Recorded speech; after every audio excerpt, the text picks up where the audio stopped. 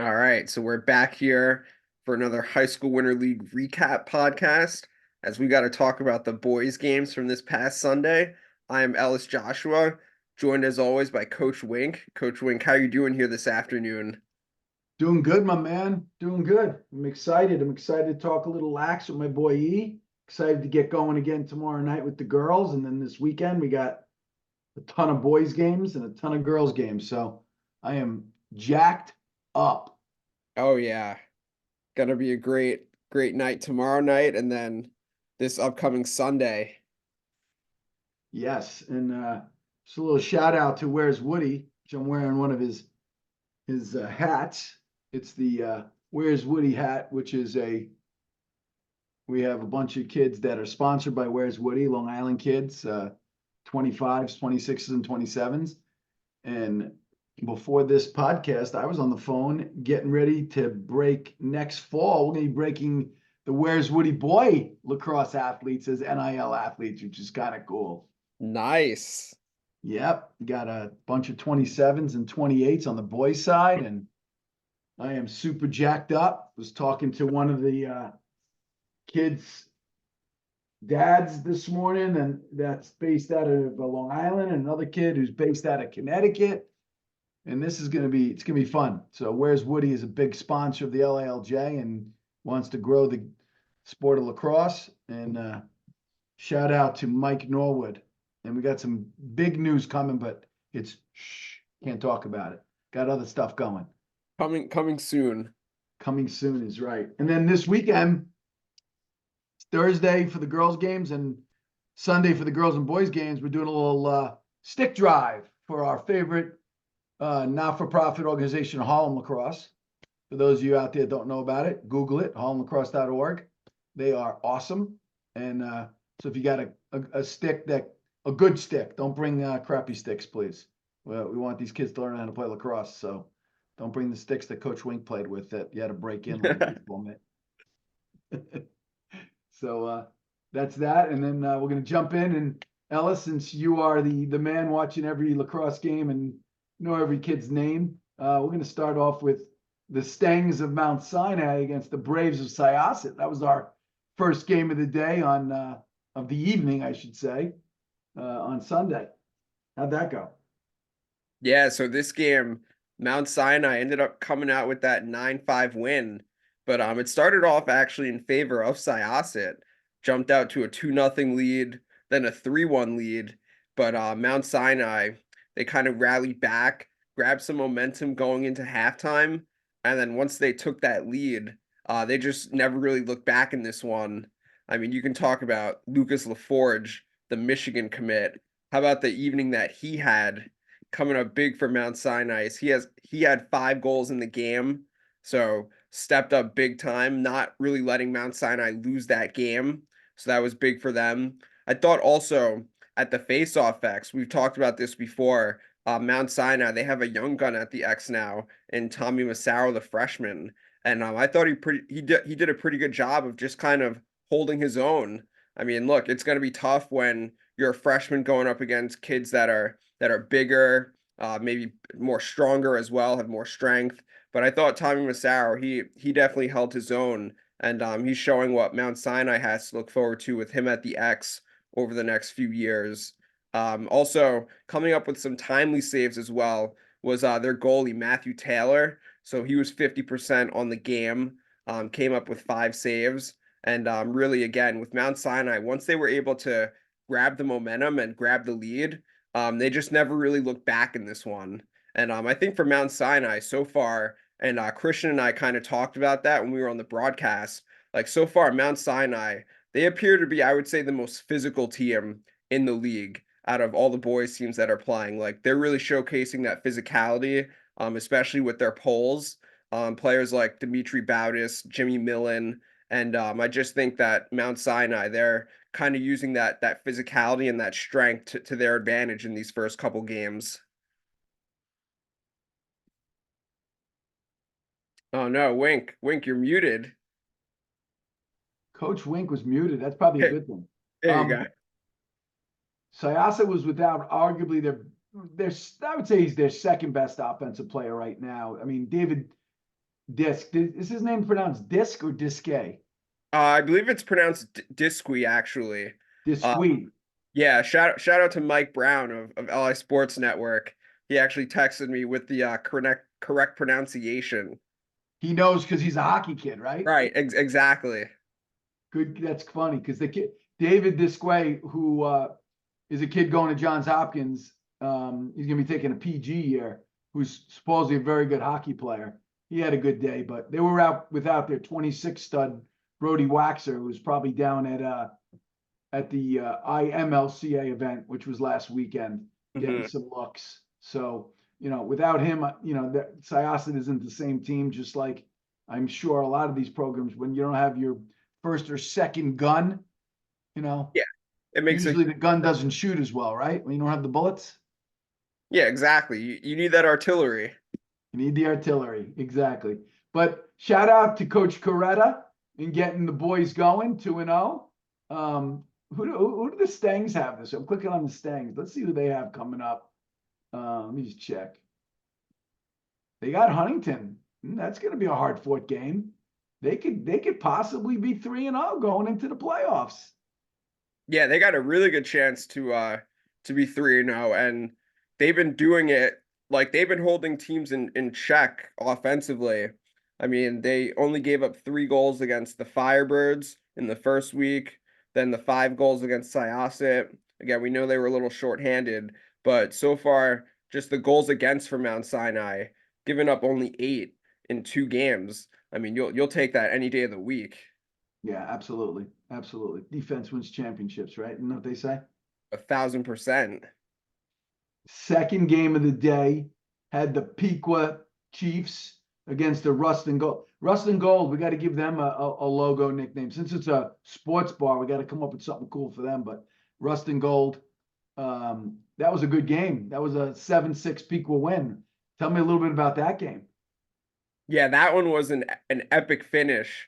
Like Massapequa, they were trailing throughout much of the game, only by like a couple goals here and there, so they didn't have to make a huge comeback, but nonetheless, still trailing throughout much of the game.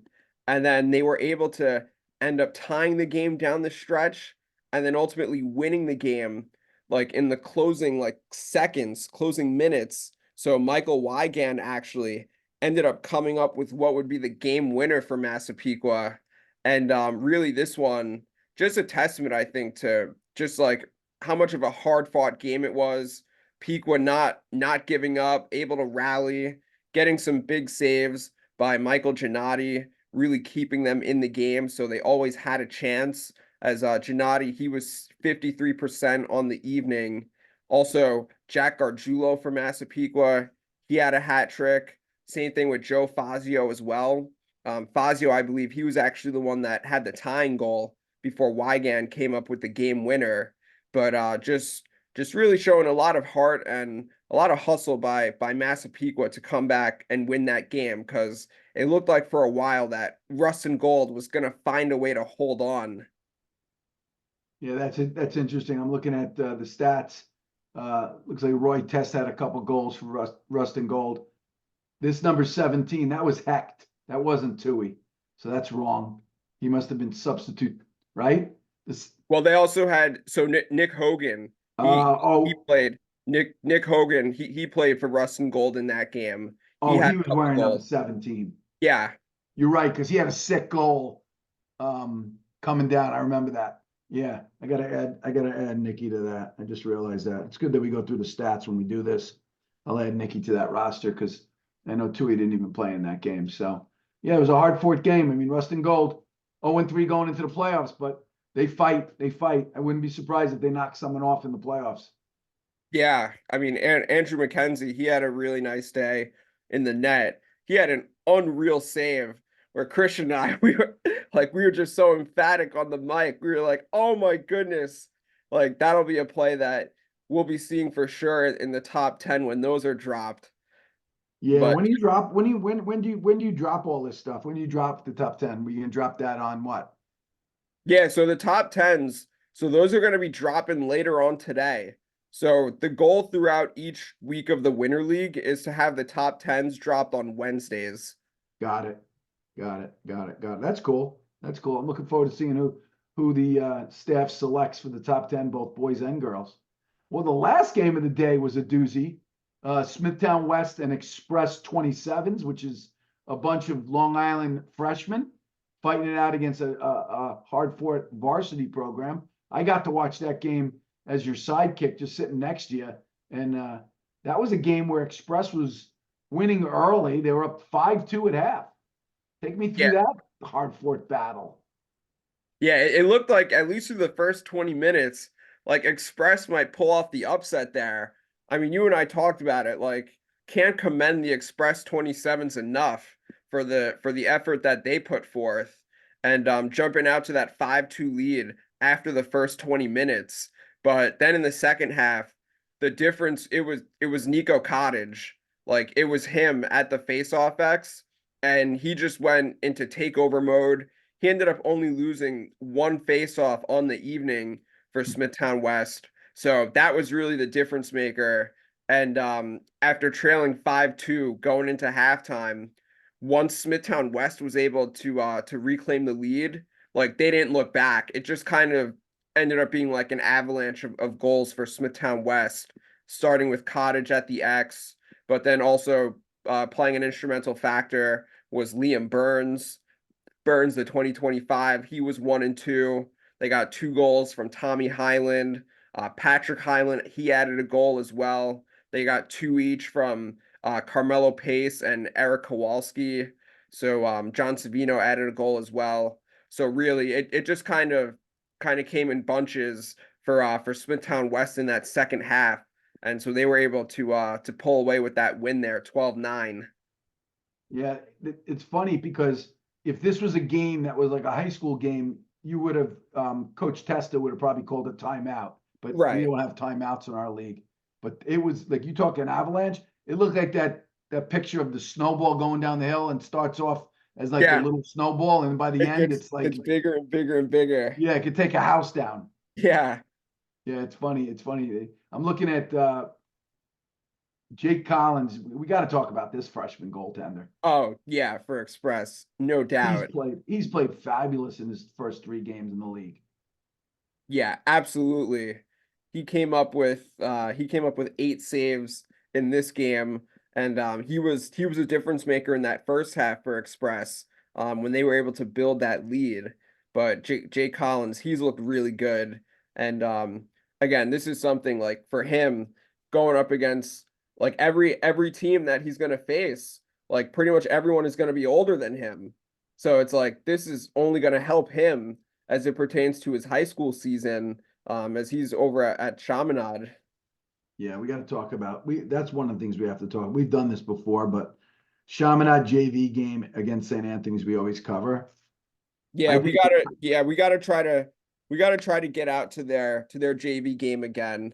I know we couldn't I go. think we need to cover JV and A JVA and JVB. It depends. See, I personally would love if they would just keep the 10th graders on JV and the ninth graders on JVB, Hmm. but they don't. They move kids around. So Hmm. it kind of screws us up a little bit. But we want to see those kids because those kids can play. This kid Collins he's just getting better and better. And Testa had some goals. I'm looking at the stats. To Chillo. Is he a St. A kid? Yeah, Sean Tuchillo goes to St. Anthony's. Yeah, I'm just looking at this. Nicky Hogan, who's a St. A kid. Logan Hex is a St. A kid, right? Yeah, I believe he is as well. Gavin Snyder, Chaminade, right? I believe so. Yeah, I think he is. Then you have a few Cold Spring Harbor kids, obviously Testa, Vitali. I'm just looking at this squad. Yeah, you got Fort Office Wantor. yeah, Mayanu's also Cold Spring Harbor. Uh, Panagopoulos, who's played well in the league. He's a Friends kid. yeah, he's Friends Academy. You got Robert Tiello, Gus Galley, they're from GC. It's good. It's good mixture. We get to see some talented boys. It's fun covering these kids and seeing this. I was talking just a shout out to anybody who's listening to the podcast. Next year we're looking to put together a middle school boys league, 29s and 30s. So we want to do a 29 league and a 30 league, 6 to 8 teams max. It'll end up being a club league, so it'll be club teams. I was talking to a buddy of mine who coaches a 29 team. So we're going to reach out probably in late spring. And if you know anybody, just reach out. I know most of the coaches. So, but if you're listening to this and your kid plays on a good 29 or good 30 team, it would be great if we could do 8 teams, because then we could do 2 pools of 4. They Mhm. could play 3 games each, and then we could take those teams and just put them in a 8 team bracket and just seed them 1 through 8, and they play each way like we're doing with Battle of the Sound. Yep. Yeah, be cool. Be cool. All right. Well, I think we got it all covered. I guess we'll be back in Better Than Ever next week to talk about all the boys from this Sunday, right? Absolutely. Doing this every week during the high school winter league. Love it. Love it. We got to keep these podcasts going because it's fun to talk about all the kids that are having successful winter league seasons and stuff like that. We're in the process, just for everybody out there, of taking the film and adding it to Event Beacon, which is the college basically site that they use to watch games, kind of like the Netflix of high school lacrosse, I guess you could say. And it's free, so there's no cost to it. And every kid, even if you don't have a Sports Recruits account, you get a dummy account, and we'll upload the film there, and you can use that film. It's yours, and use it for highlight film, or just save the film, download it to your computer, and you can watch the games over and over again and see what you do good and what you might not do such good things, and then improve on it. But that'll be uploaded in the next week. So we're gonna have every game, all 6 games that you play in the league on that. And then also, when you're a recruitable kid, you can reach out to a coach and say, "Hey, coach, if you want to see a full game, here's my highlight. If you want to see some full games of me playing in it, here are a few games, and they can go and watch all the winter league games and stuff." So just another way to help the kids get opportunity on the recruiting side, and on the younger side, use it for development, and just for fun, just to watch you play and evaluate your own game. Because the best players evaluate their own game and then get better at what they're not so good at and keep working on what they are good at. Absolutely. So you want to take us out, and then we'll move on, and we'll see everybody next week. Yeah, that'll do it for this boys high school winter league recap of week 2. Thanks for everyone that tuned in, and we'll catch you guys Sunday. Take care, everyone.